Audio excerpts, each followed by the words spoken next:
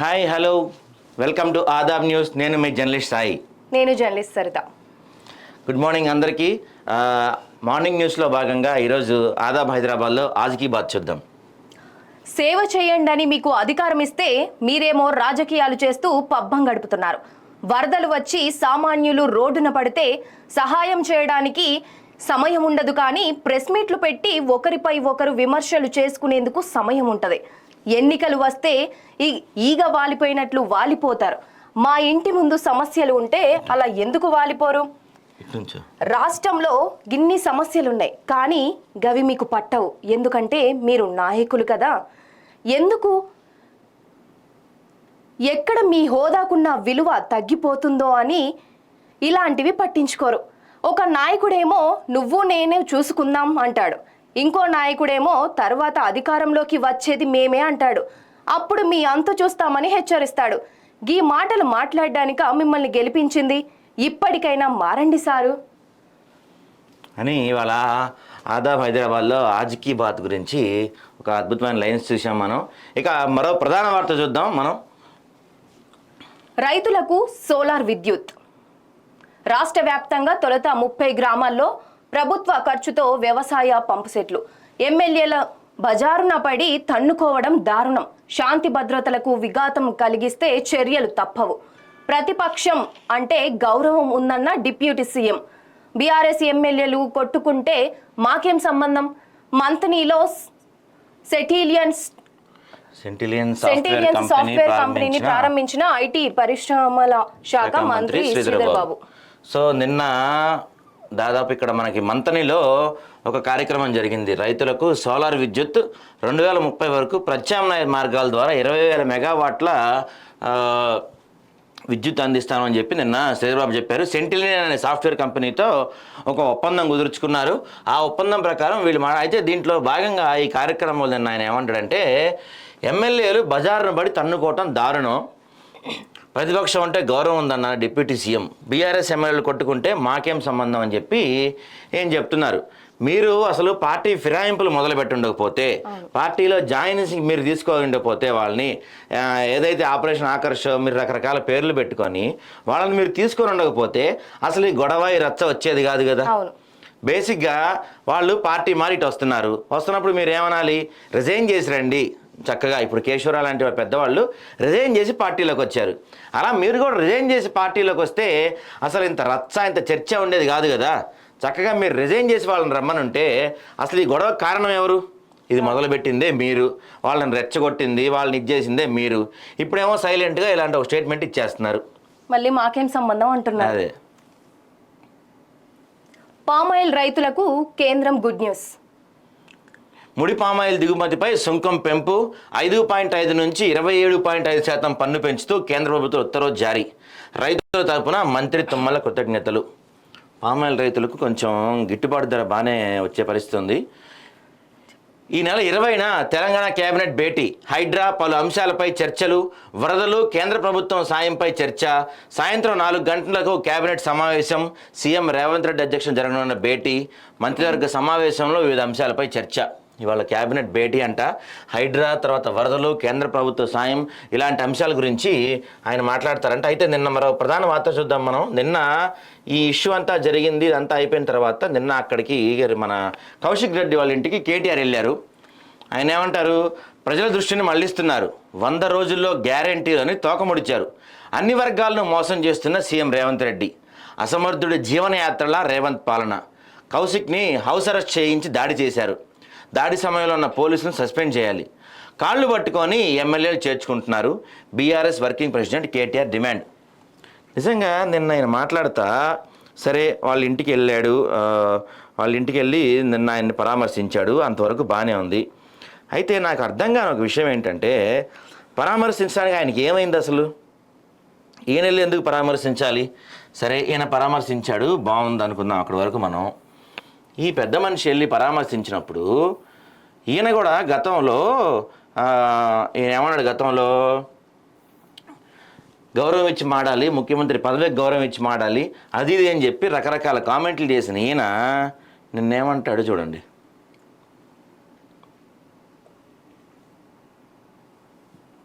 నీలాంటి ఇలాంటి పనికిమాలిన ముఖ్యమంత్రులు, ఇలాంటి తలమాసిన ముఖ్యమంత్రులు మస్తుగా మస్తుగా పోయిన పెద్ద పెద్దోళ్ళతో కొట్లాడినాం, చంద్రబాబుతో కొట్లాడినాం, రాజశేఖర రెడ్డితో కొట్లాడినాం, కిరణ్ కుమార్ రెడ్డితోని, రోషయ్య గారితో ఎంతో మందితో తలపడ్డాం. నువ్వు వాళ్ళందరికంటే కూడా చాలా చిన్నోడు, ఈ చిట్టినాయుడు. నువ్వు తొక్కేశారమ్మా, లోకల్ పాలిటిక్స్ టాలెంట్ అంతా తొక్కేశారు. అయితే ఇంకోటి చూపిస్తా, చూడండి.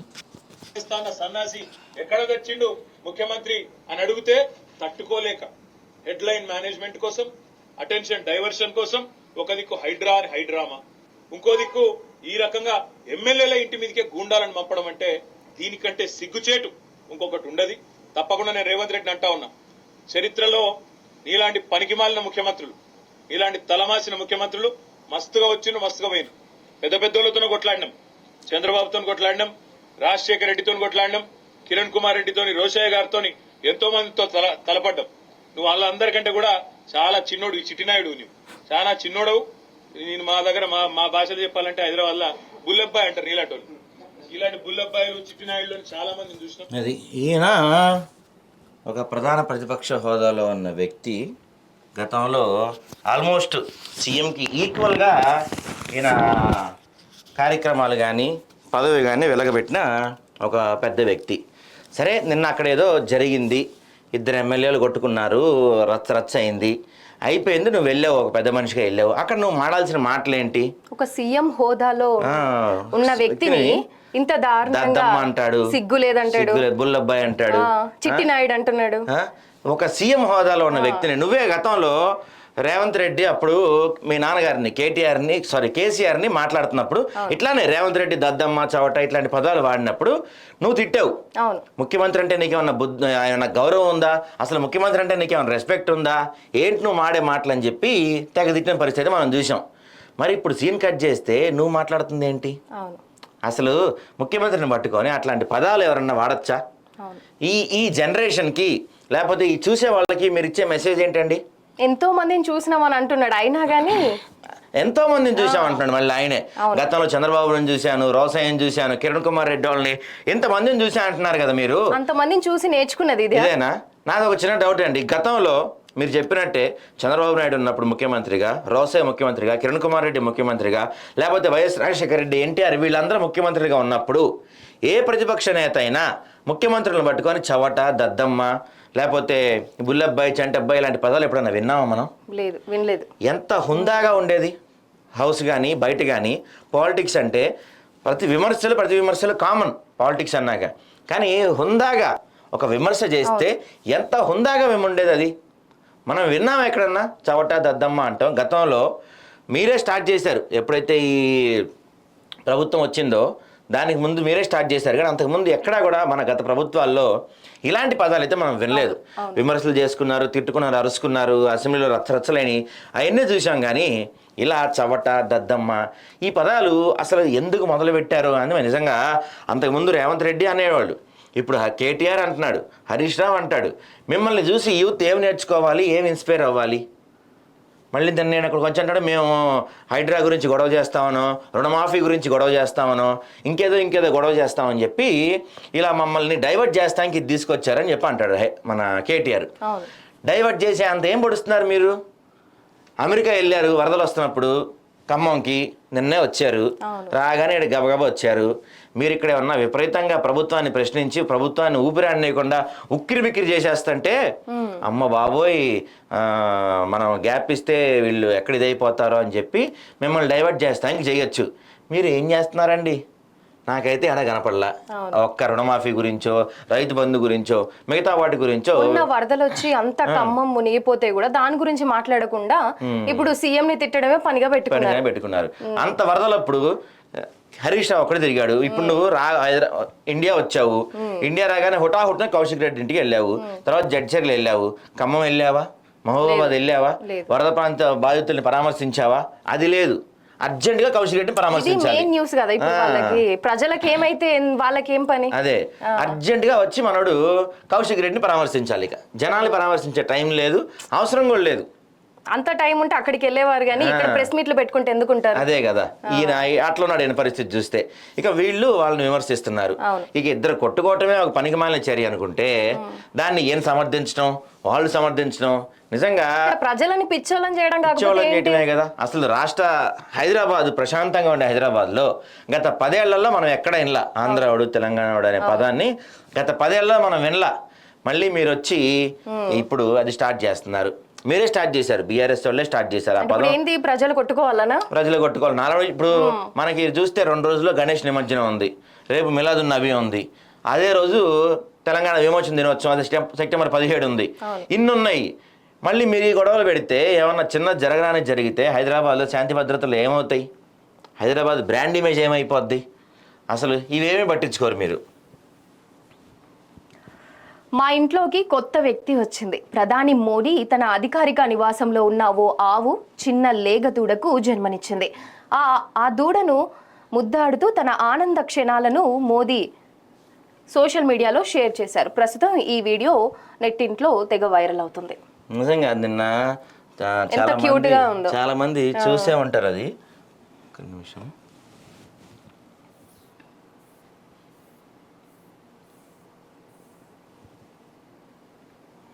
ఒక్క నిమిషం, చూపిస్తా మీకు. అది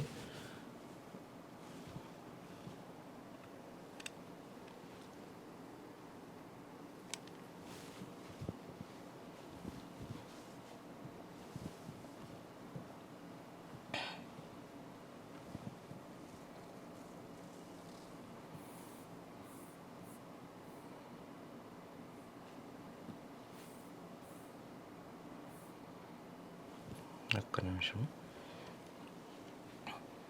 అయితే దీన్ని కూడా ప్రతిపక్షాలు విమర్శించవచ్చు. ప్రజలు కష్టాల్లో ఉంటే ఇప్పుడు ఈయన ఆవులతోటి లేకపోతే లేగ దూడలతోటి ఫోటో దిగుతున్నాడు ఈయన అని చెప్పి ఇది కూడా విమర్శించవచ్చు.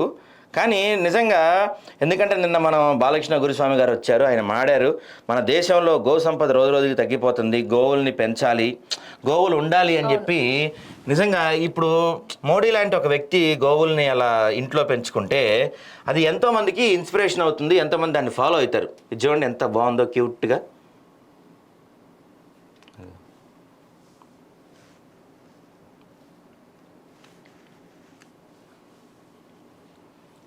అదిగో ముద్దు కూడా పెట్టుకుంటున్నారు మోడీ.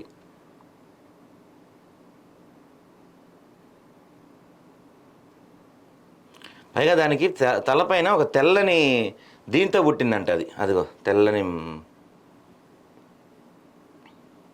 చక్కగా భలే పడుకుంది ఆయన ఒళ్ళో.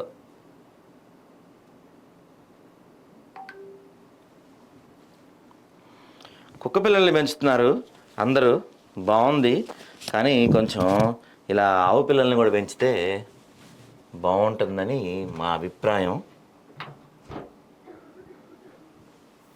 ఇక మరో వార్త చూస్తే హైడ్రా చట్టబద్ధమైనదే. జియో 99 ద్వారా జూలై 19న హైడ్రా ఏర్పాటు, త్వరలోనే ఆర్డినెన్స్ కూడా రాబోతుంది. టాస్క్ ఫోర్స్ తరహాలో విశేష అధికారాలు వెల్లడించిన రంగనాథ్. దీని గురించి ఒకసారి మనం డీటెయిల్గా చూద్దాం. ఎందుకంటే నిన్న హైకోర్టు ప్రశ్నించింది అసలు హైడ్రాకి విశ్వసనీయత ఎంత, హైడ్రా కథ ఏంది అని చెప్పి నిన్న కోర్టు ప్రశ్నించిన పరిస్థితి మనం చూసాము.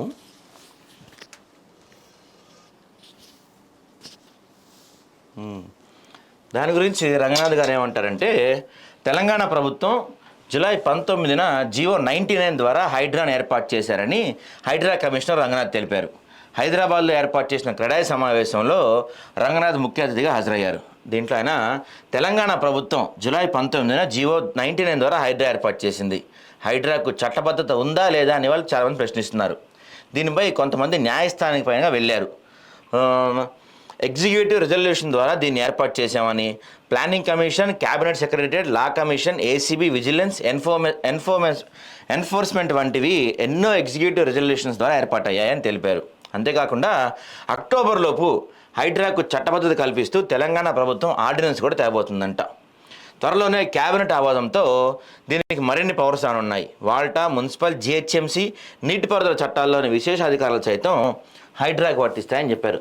సో నిన్న హైకోర్టు అసలు దీని హైడ్రా ఇదేంటి, హైడ్రాకి చట్టబద్ధత ఉందా లేదా, నా జీవో 99 ఏంటి, ఇవన్నిటి మీద కౌంటర్ దాఖలు చేయాలని ప్రభుత్వానికి ఆ నోటీసులు ఇచ్చిన 24 గంటలు దాదాపు దాటకుండానే హైడ్రా రంగనాథ్, కమిషనర్ రంగనాథ్ ఇలాంటి వ్యాఖ్యలు చేయడం అయితే ఓకింత కొంచెం షాకింగ్గానే చెప్పొచ్చు. పైగా నాకు తెలిసి మేబీ ఇవాళ జరగబోతున్న క్యాబినెట్ భేటీలో హైడ్రాకి చట్టబద్ధత కల్పిస్తూ క్యాబినెట్ ఆమోదం కూడా జరగచ్చు. హైడ్రా పైన ఆర్డినెన్స్ కూడా జారీ చేయొచ్చు హైడ్రాకి చట్టబద్ధత కల్పిస్తూ ఒకవేళ. ఎందుకంటే అప్పుడు కోర్టుల్లో ఇలాంటి వాటిల్లో తలనొప్పులు లేకుండా మేబీ హైడ్రాకు.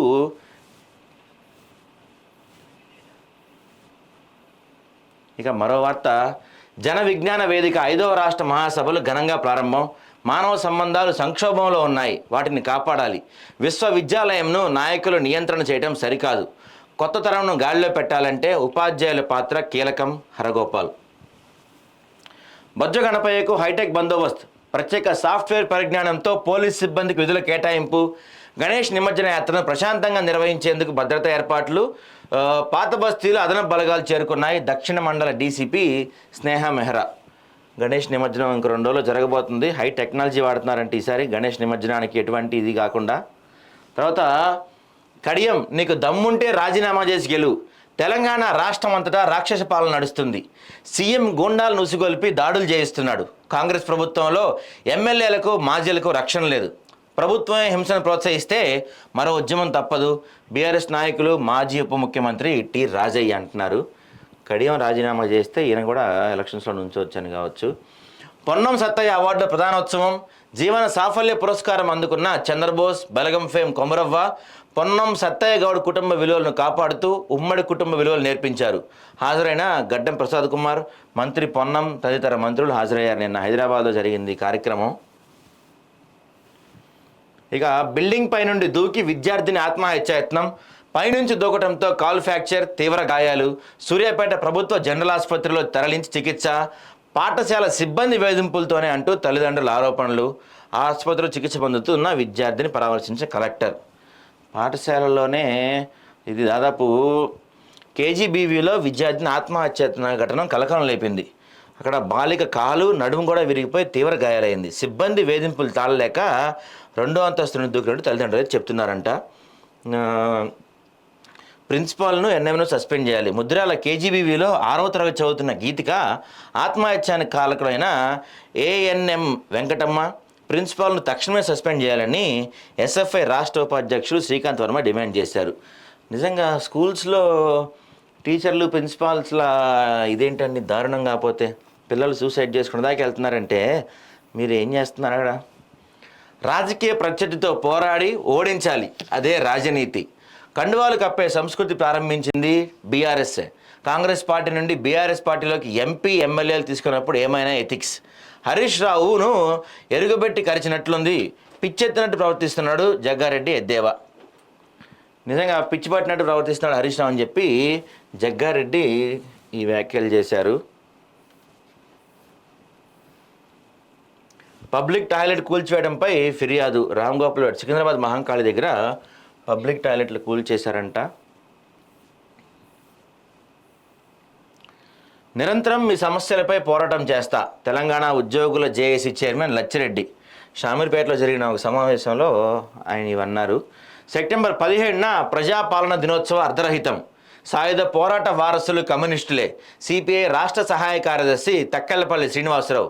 నర్సంపేటలో సిపిఐ తెలంగాణ సాయుధ పోరాట వారోత్సవాల ర్యాలీ సభ. ప్రజలకు మరింత నాణ్యమైన విద్యుత్. భాగ్యనగర్ కాలనీ ప్రజల విద్యుత్ కష్టాల పరిష్కారం. ట్రాన్స్ఫార్మర్ను మంజూరు చేసిన ఎమ్మెల్యే వీర్లపల్లి శంకర్. హర్షం వ్యక్తం చేస్తున్న కాలనీ ప్రజలు, కాంగ్రెస్ నాయకులు. షాద్నగర్లో కొత్త ట్రాన్స్ఫార్మర్ ఏర్పాటు చేశారంట.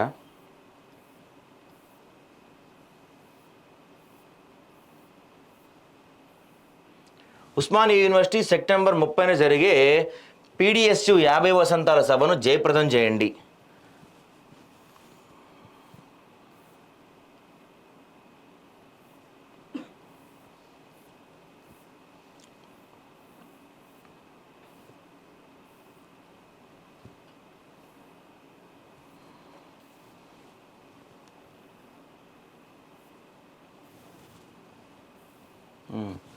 సైబర్ నేరాల బారిన పడకుండా ప్రజలు అప్రమత్తంగా ఉండాలి. District cyber crimes coordination centre ప్రారంభం ఎస్పీ. ఎన్ని జరిగినా ఎన్నైనా ఈ సైబర్ నేరాలను అయితే ఆపలేకపోతున్నాము. పాత బస్తీలో పర్యటించిన డీజీపీ గణేష్ శోభాయాత్ర సందర్భంగా నగరంలో ట్రాఫిక్ పరంగా ఎలాంటి ఇబ్బందులు రాకుండా పకడ్బందీ ఏర్పాట్లు చేయాలి. అధికారులు ఆదేశించిన DGP Jitender, GHMC commissioner Amrapali. ఈ గవర్నమెంట్ ఫామ్ అయిన తర్వాత ఇదే మొదటిసారి నిమజ్జనం. ఈ కొంచెం సవాలుగానే తీసుకుంటున్నారు వాళ్ళు. ప్రభుత్వ జిల్లా ఆసుపత్రి, వైద్య కళాశాల ప్రారంభోత్సవాలకు పకడ్బందీగా ఏర్పాట్లు చేయాలి. జిల్లా కలెక్టర్ డాక్టర్ సత్యశారద, ఎమ్మెల్యే దొంతి మాధవరెడ్డి క్షేత్రస్థాయిలో పరిశీలించి పటిష్ట ఏర్పాట్లకు అధికారులు తగు ఆదేశాలు జారీ. ఖైరతాబాద్ వినాయకుడి దర్శనానికి పోటెత్తిన భక్తులు, కిటకిటలాడిన మెట్రో రైళ్లు.